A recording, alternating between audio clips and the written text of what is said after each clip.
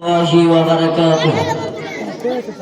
الحمد لله رب العالمين، والصلاة والسلام على سيد الأنبياء والمرسلين.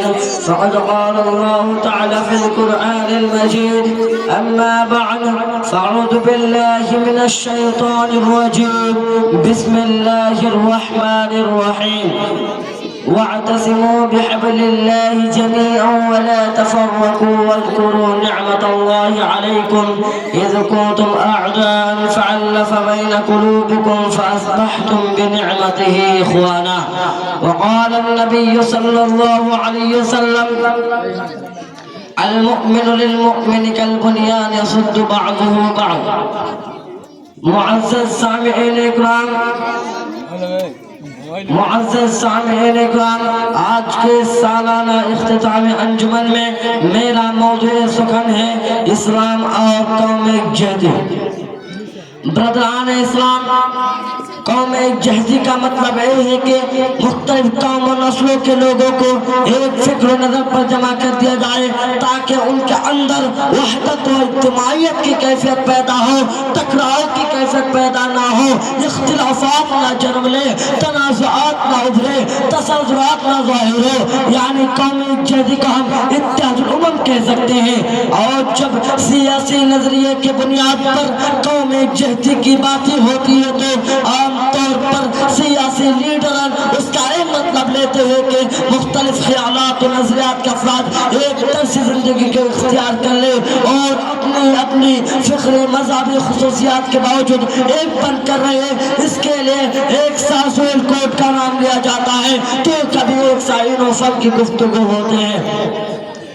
لیکن دیکھا جائے تو معلوم ہوگا کہ در حقیقت قوم یکجہتی کا فطری انداز اسلام کے نظر اتحاد میں جلوہ گر نظر آتا ہے.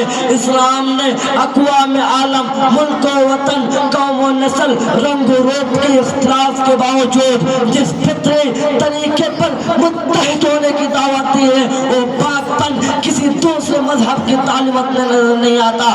اگر ہم قوم یکجہتی اور ہندو دھرم پر بات کریں تو اندازہ ہوگا کہ اس دھرم کی واجب طبقاتی نظام پر ہے. اس مذہب نے انتہا تفریق قائم کر کے ان کو متحد ہونے سے روک دیا ہے. پھر یکجہتی کیوں کہ ہو سکتی ہے؟